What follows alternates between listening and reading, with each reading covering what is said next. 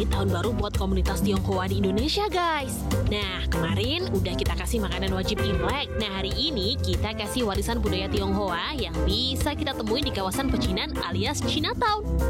Lalu, pecinan manakah yang sangat populer hingga dijadikan kawasan wisata?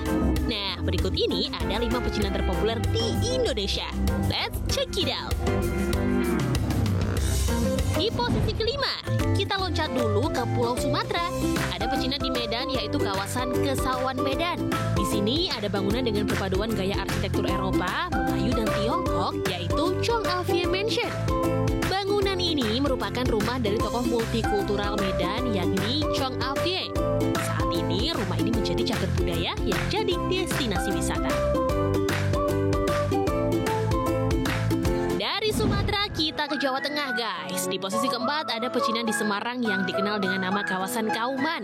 Lokasinya dekat kota lama Semarang, guys. Yang unik dari pecinan Semarang ini adalah adanya pasar malam Semawis dan kelenteng Kaitakshe. Coba deh merapat ke sana kalau ingin ngerasain nuansa pasar malam Semawis. Dari Semarang, kita pindah sedikit ke Solo, guys. Di sini ada pecinan Solo yang disebut kawasan Sudiro Prajan yang berada di Kampung Balong, Jebra, Solo. Nah, di kawasan ini sangat kental akulturasi budaya Jawa dan Tionghoa, guys. Bahkan ada tradisi grebek Sudiro yang selalu digelar jelang Imlek. Penasaran dengan grebek Sudiro, guys? Kamu bisa meluncur ke pecinan Solo, guys. Di posisi kedua, pecinan terpopuler ada di Surabaya, Jawa Timur. Disebut juga kawasan Kia-Kia yang berlokasi di Kembang Jepun, Surabaya. Oleh pemerintah Surabaya, kawasan ini dijadikan wisata Imlek sejak 2003 lalu, guys.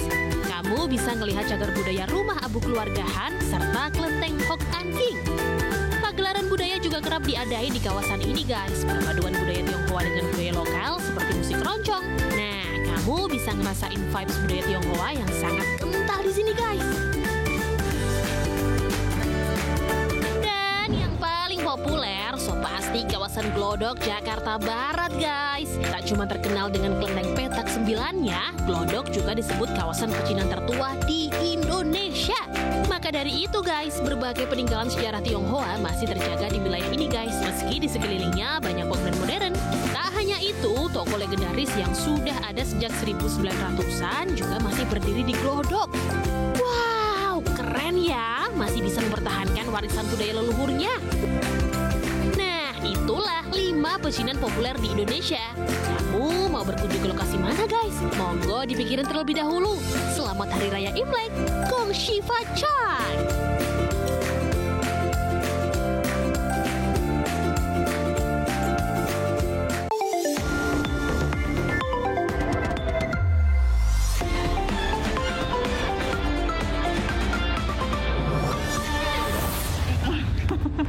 Halo, sahabat RTV, bertemu lagi di Lensa Indonesia Malam. Kali ini bersama saya Pramadika Samudra. Dan saya Retno Ayu.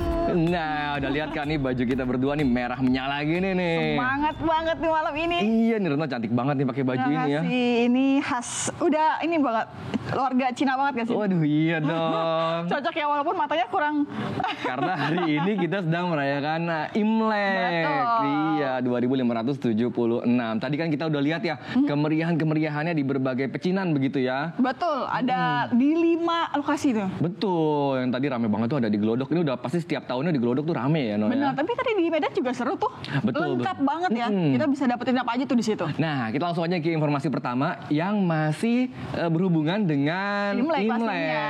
Jadi Dino, di Beijing, China itu ada perayaan yang meriah banget. Kalau Imlek ya barongsai kan? Pasti Hai. itu kan meriah. Barongsai mah udah Gitu. biasa, No.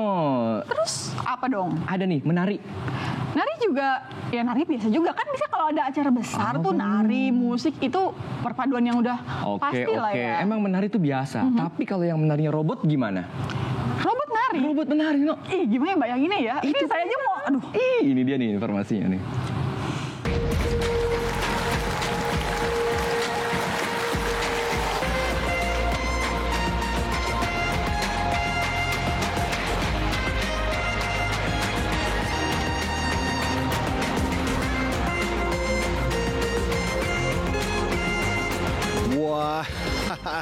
luar biasa.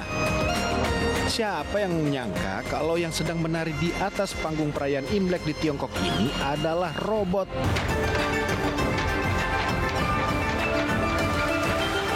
Apalagi ketika para robot ini sedang melakukan formasi barisannya.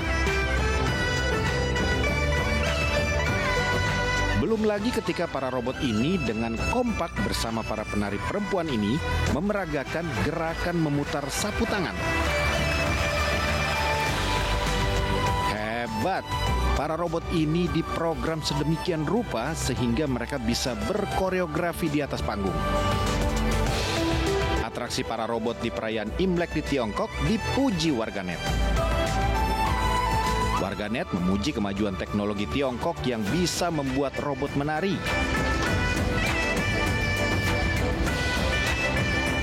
Tapi ada juga yang meragukan jika yang menari itu benar-benar robot, melainkan teknologi grafis AI. Ada pula yang menyindir negara-negara barat, iri melihat teknologi robot Tiongkok. Rilis dari stasiun televisi Tiongkok CCTV yang menyiarkan acara gala festival musim semi ini, tipe robot ini adalah Unite 3H1 berjumlah 16 unit dan diberi nama Fuxi, homofon dari leluhur mistis di Tiongkok yang artinya teknologi membawa berkah.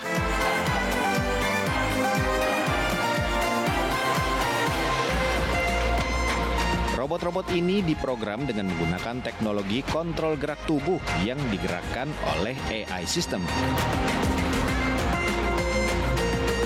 Intinya, teknologi robot Fuxi ini canggih banget, sahabat. Wah, kalau menari sudah bisa dilakukan robot, bagaimana nasib penari ya, sahabat? Hehehe. Lucu ya? Keren. Nggak kalah lihai sama penari-penari dari kita juga manusia. Iya betul. Nggak nyangka. Tapi masih ngomongin Imlek nih ya. Ya. Tapi kali ini kita bener-bener bakal ngomongin barongsai. Karena kan nggak kurang lengkap nih kalau nggak ada barongsai di Imlek. Dari Cina juga? Enggak, kalau ini dari dalam negeri dong pastinya. Beda nih Prama. Gimana tuh? Ini tuh karena bedanya dia ada di atas danau aksinya. Wow. Di atas danau ditambah dia ada di kereta sawah pula. Keren banget ya. Tapi ini di Jember juga ada nih, Retno. Kayak gimana? Nggak mau kalah juga. Ini di Jember itu dia di stasiun kereta. Nah, kita jadi penasaran nih kayak gimana nih. Nih informasinya.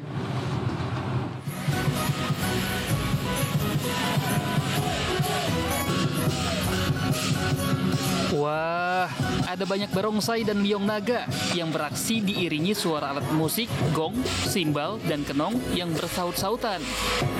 Dengan menggunakan perahu, atraksi ini memukau para pengunjung yang ada di objek wisata di Lembang, Kabupaten Bandung Barat, Jawa Barat. Tidak hanya beratraksi di atas perahu, barongsai dan liong naga ini juga memamerkan keahlian mereka di atas kereta sawah. Pertunjukan ini dihadirkan pengelola pusat perbelanjaan untuk memeriahkan Tahun Baru Imlek sekaligus memberikan hiburan kepada pengunjung. Seru banget ya karena ini kan kebetulan momennya 1 tahun sekali ya, apalagi ini pas raya Imlek, jadi sangat senang karena pas kebetulan jalan-jalan di sini kita bisa lihat barongsai juga gitu.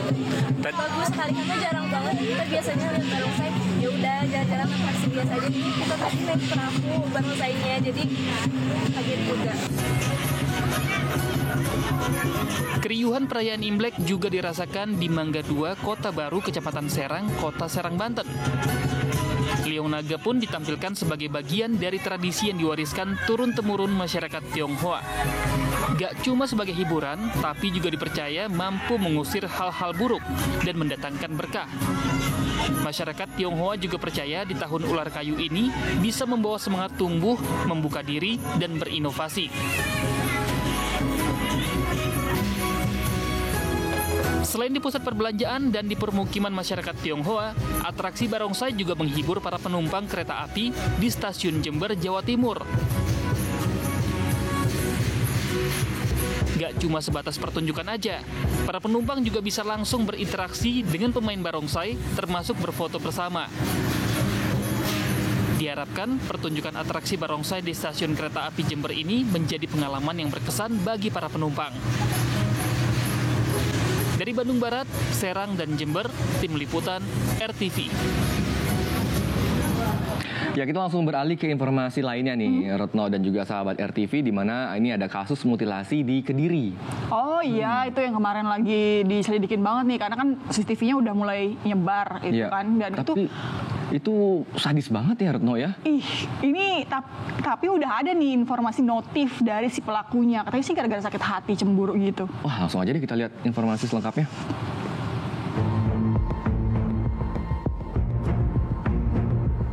Sadis nih orang.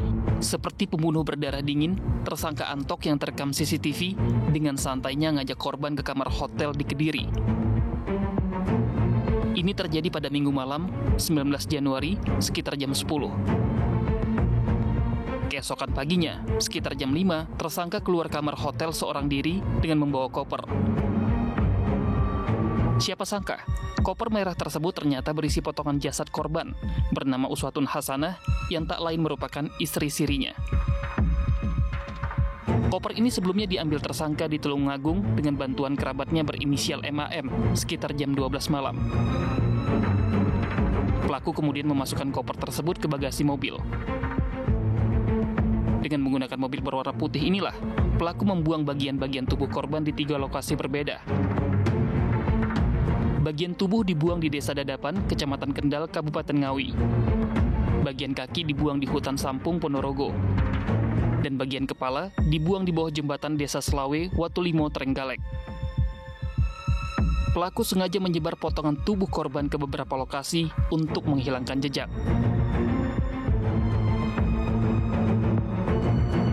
Kini, tersangka sudah ditangkap tim Subdit Jatanras Ditreskrimum Polda Jawa Timur di wilayah Madiun.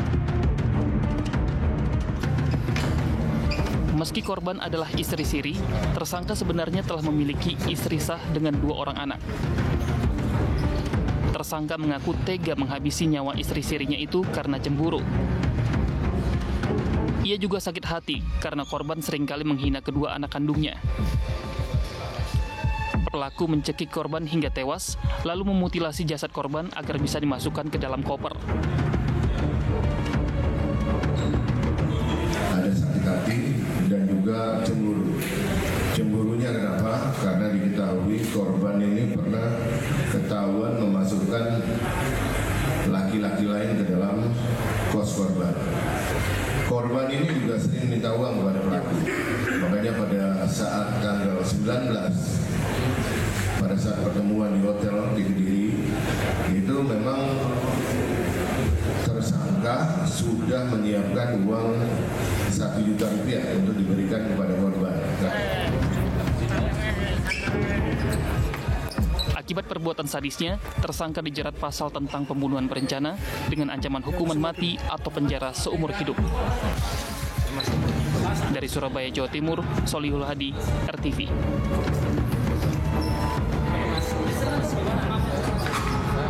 Aduh, Rama dan sahabat RTV, kita langsung aja ke informasi lainnya. Ini saya mau ngeliatin cuaca di luar dulu nih, masih hujan apa enggak, karena kemarin kan hujan seharian tuh. Biasanya banjir. memang begitu kan, kalau Imlek tuh pasti identik dengan hujan. Tapi banjir kemarin gimana dong? Kalau banjir itu biasanya banyak hewan-hewan aneh tuh yang keluar-keluar tuh. Nah, kemarin tuh tiba-tiba lihat informasi kalau ada muncul buaya, ngeri banget. Ah, buaya di mana? Di Bekasi, Jawa Barat, tiba-tiba nih pas banjir kemarin itu. Masuk ke pemukiman warga? Iya, pemukiman kampung kayak ya sebelumnya juga pernah ada, tapi kan jauh ya di luar Pulau Jawa. Tapi ini di Bekasi, bayangin aduh ngeri banget gak sih? Ngeri banget ya? Iya, gimana tuh ya?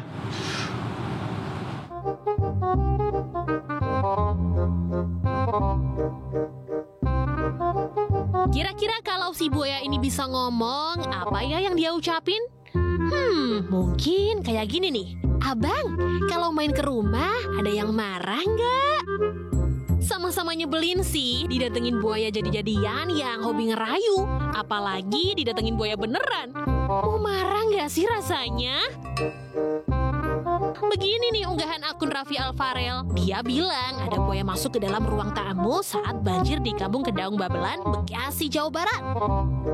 Daripada kaki dicaplok, ya mendingan direkam aja sambil naik ke kursi. Tapi saat dikonfirmasi kebenarannya oleh warganet, akun ini justru menghilang dan ganti nama. Jadinya buaya bener apa buaya buntung nih? Beda cerita dengan buaya yang masuk kampung di Kecamatan Sanggata Utara, Kutai Timur, Kalimantan Timur. Seekor buaya terpantau CCTV sedang mengejar seekor bebek Selasa subuh. Bukan di sungai ya sahabat, tapi di jalanan kampung yang sedang terendam banjir akibat luapan air Sungai Musaban. Buaya yang terpantau sih cuma seekor, tapi ukurannya cukup besar. Seekor bebek aja sekali hap langsung santap. Warga pun resah melihat rekaman ini, apalagi di kampung ini banyak anak-anak. Jadinya warga langsung siaga. Anak-anak harus berhati-hati di dekat air, terutama saat main atau mandi. Tapi bukan netizen namanya kalau nggak melihat kesempatan ini untuk menjadi buaya. Ya kan?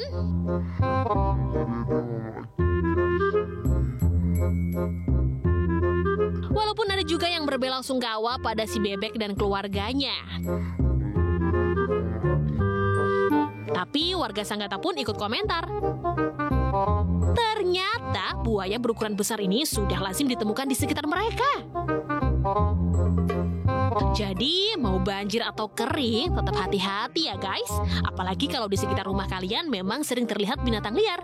Daripada jadi korban buaya darat, salah, jadi korban binatang buas naik ke darat. Wah, ngeri banget buaya sampai ngejar bebek gitu ya, No ya? Itu di Sanggata ya? Iya. Kalau untung di kemarin nggak ngapa-ngapain di Bekasi. Betul. Kalau buayanya ngejar Nom pasti bawa bunga sama bawa itu tuh Kalau itu coklat. saya yang lari bukan bebek yang lari ya. Tapi kalau yang ini kan banjir air nih, Rama. Kita coba ke Jawa Timur, ini juga ada banjir, Banjir tapi apa? banjir lahar dingin. Aduh, serem banget itu di mana? Di Lumajang, Jawa Timur. Oh nih. ini di Semeru ya. Wah ini mah Nah. kasihan para penambangnya nih Noni. Iya sih, tapi kemarin ada video yang nunjukin satu penambang nih nekat loh nyebrangin sungai yang udah kena lahar dinginnya. Wah kok bisa nekat begitu Aduh dia? bang, ngapain sih bang, nekat banget. Bahaya bang. Bapak pengendara sepeda motor ini mencoba menyeberangi sungai yang sedang dialiri banjir lahar dingin Gunung Semeru di Desa Jugosari, Candipuro, Lumajang, Jawa Timur. Karena arus lahar dingin sangat kuat, bapak ini pun memutar sepeda motornya dan mencari jalan lain. Mereka yang nekat menyeberang banjir lahar dingin ini adalah para penambang pasir yang berusaha menyelamatkan diri sebelum sungai meluap dan tak bisa dilewati. Ya gimana ya, susah mau keluar itu. Cuman rumah saya bukan di sini, di Bengkulu sana. Jadi meskipun belum waktunya selesai nambang harus keluar ya? Keluar, pulang dah. Kenapa memilih pulang? Ya kalau daripada nggak bisa lewat nanti. Oh gitu. Tak ada pilihan, mereka harus nekat menyeberangi sungai ini lantaran ini merupakan akses satu-satunya untuk kembali ke kediaman mereka. Mas kalau antar pekat harus lewat sini mas ya? Oh iya, Nggak ada akses lain ini mas ya? tidak ada akses lain. Sebaiknya untuk diberikan infrastruktur seperti jembatan gantung. Kepanikan para penambang pasir ini bermula dari teriakan sopir truk angkut pasir karena merasakan getaran banjir lahar dingin Semeru sebesar 30 mm. Demi nyawa, urusan mengais rezeki dari pasir Semeru terpaksa ditunda sambil menunggu kondisi aman untuk melanjutkan menambang pasir. Dari Lumajang, Jawa Timur, Happy Laila Tuansyah, RTV. Wah ngeri banget ya itu tadi videonya mereka menerobos Bisa sungai nggak ya, itu. harusnya tahan dulu gitu, sabar ya. Kan kalau betul. kayak gitu, kasian. Nah dari dalam negeri kita ke bencana ke luar negeri nih Retno. Ada bencana apa? Ada, jadi di Korea Selatan, ini di Bandara Gimhae, Busan, itu waktu mau lepas landas, malah kebakar pesawatnya. Oh iya tahu tuh, tapi alhamdulillahnya nih udah bisa dievakuasi sih korban-korbannya, kan 176 tuh sama awak kabinnya. Itu dia, nah sekarang ini lagi diinvestigasi nih, apa penyebab dari kebakaran itu. Ini informasinya.